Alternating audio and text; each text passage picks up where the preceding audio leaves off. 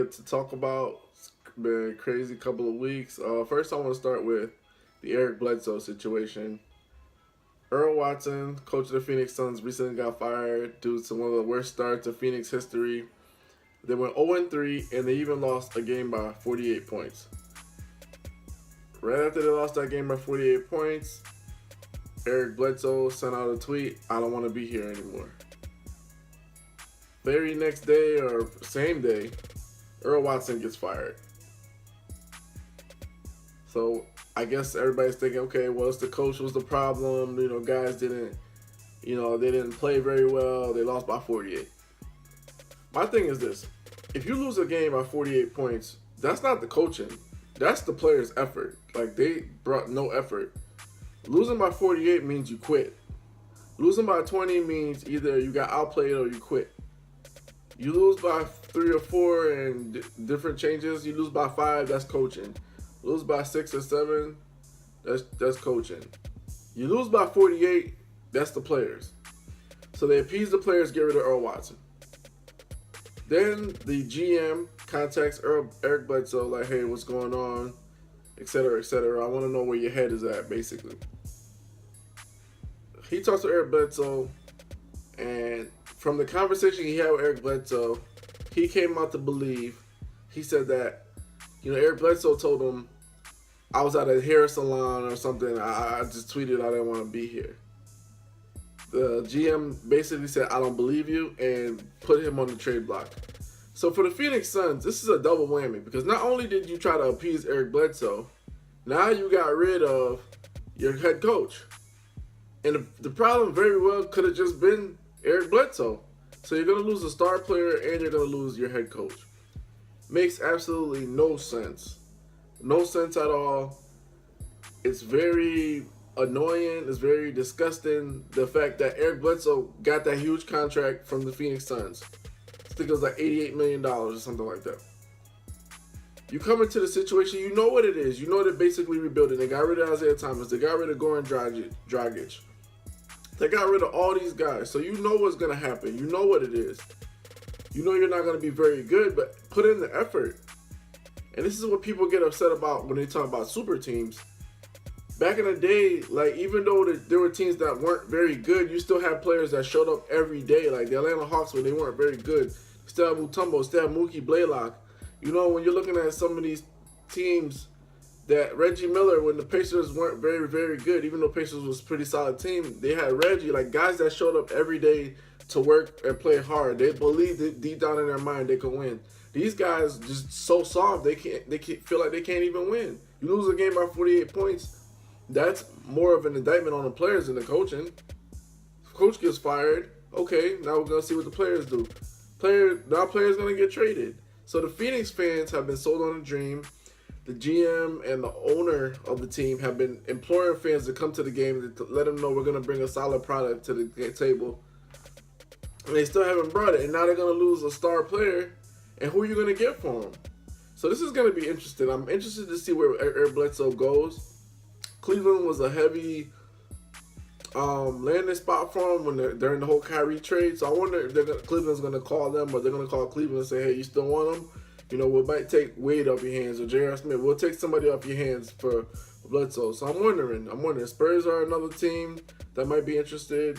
So let's see. Clippers are another team. He played there before. So we'll see. But I'm very disappointed in Bledsoe. I'm very disappointed in the general manager for making such a brash decision without really even thinking of all the ramifications. Like, you fire the coach so you keep the player. Or you keep the coach and get rid of the player. Like, you can't do both. Now you're just cleaning the house all over again, which you've been doing. You lost Isaiah Thomas, lost Goran Dragic. This team is just a hot mess to me. It makes no sense.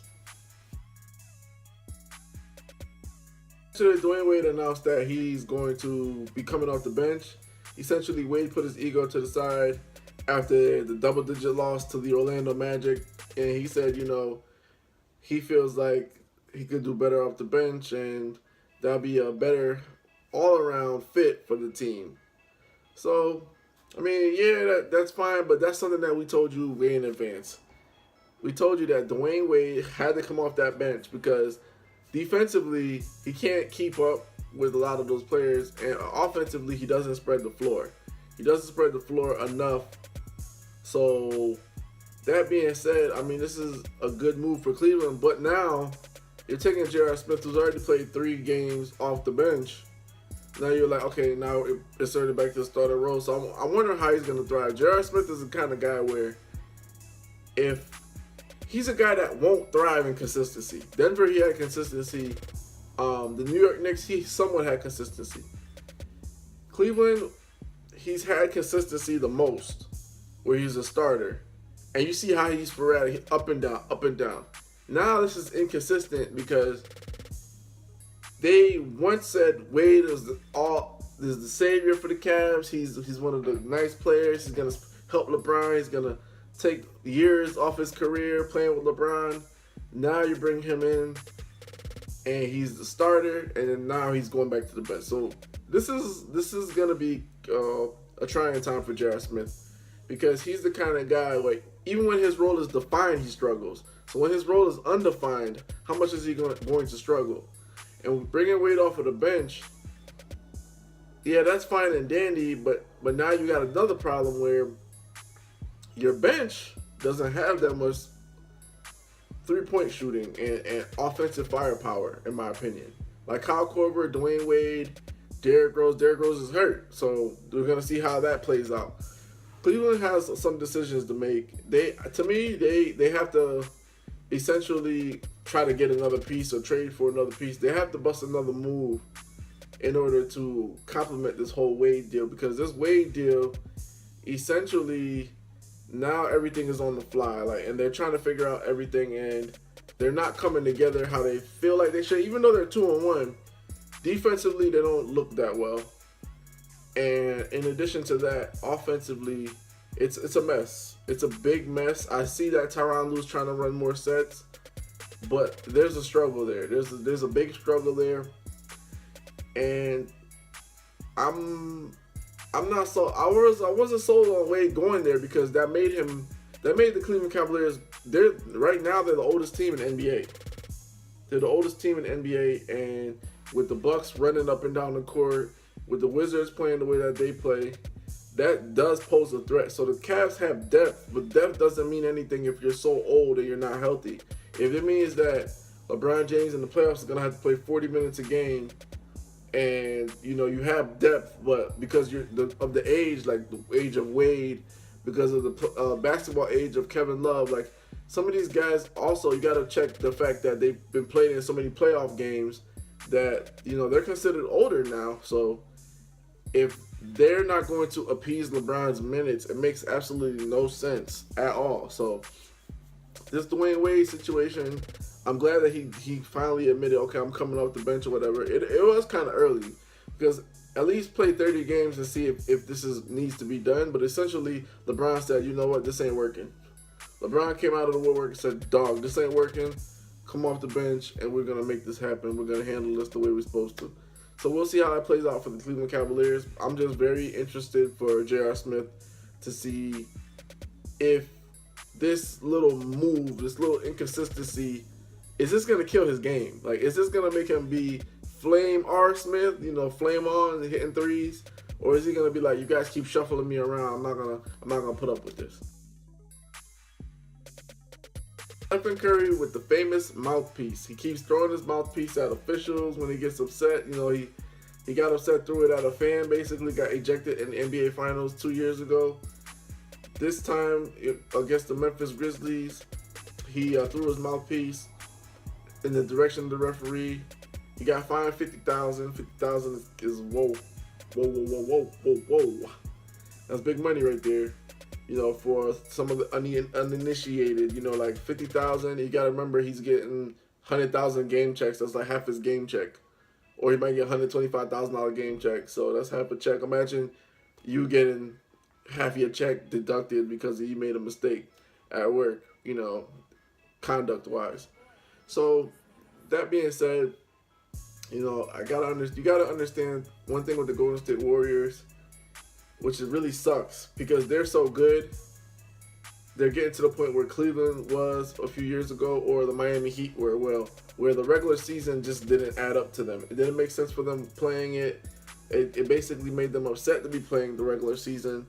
And when they feel like, I'm so good, I should be getting this call, or I should be getting this should go my way. When it doesn't go their way, essentially they lose it. They flip. That's why they started out 1-2. They're back to 2-2. But essentially they're like, whoa, dog, like, if I'm getting hit and I'm a star player, I know my caliber of play, why am I not getting the calls? So Curry lost it. I mean, to me, he shouldn't be throwing the mouthpiece or whatever, what have you, because he's a repeat offender. And I'm pretty sure they're gonna do a Stephen Curry rule about mouthpiece. If you throw a mouthpiece, you're gonna get fined and you're gonna miss a game, because people are getting tired of it. People that don't like Steph Curry, the number one thing they say about him is that mouthpiece. They go to that mouthpiece every single time. Little punk chewing that mouthpiece. Who does he think he is? Like, they hate that mouthpiece. So that being said, you got to understand where he's coming from as well. There's like a lot of frustrations. He knows he's that good. That game he dropped 37, like 6 assists or 8 assists. So he's that good of a player. And, everybody handles their frustrations differently. Like, Rasheed Wallace would have flipped the table. He probably would have went at the ref. So different guys do different things. Draymond Green, he runs up to the ref and he talks smack to the ref directly to his face. So every person handles their frustrations differently. Even though I don't agree with it, the game was already at hand in Memphis. But you got to understand frustrations. And then here's another thing you got to understand as well. There's other frustrations that are outside influences that are affecting everything that's going on. You saw in the Dallas game where Stephen Curry went to basically console Devin Harris's nephew, Braden Harris, because Braden Harris lost his dad in a car accident. Now, you don't know.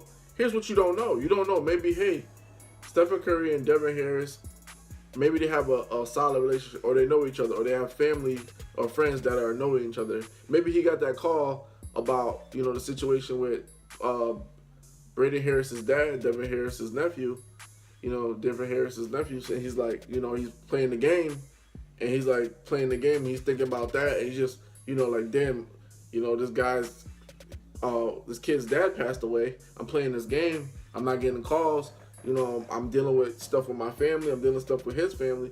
So you never know what a lot of these players are going through. There's a lot of guys that go through a lot in life, and then they have to perform on a big stage. And you're just like, oh, you're an athlete, you make all this money, but certain things money can't buy. Money can't buy happiness or peace of mind or peace. So in that situation, I give him a pass, but next time, Steph Curry, he might have to get suspended and keep throwing that mouthpiece, because people don't like it. Fans don't like it, people don't like it. Kyrie Irving gets fined $25,000 for telling a fan to suck his beep.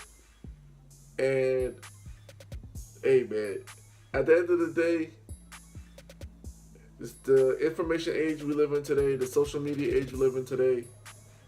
This is bound to happen. Back in the day, people would tell people to suck dick, and it was like, all right, whatever. Like, but nowadays, it gets put on camera, put on film for everybody else to see, which is corny. The fan did say, "Where's LeBron?" or whatever. Kyrie Irving wasn't having it.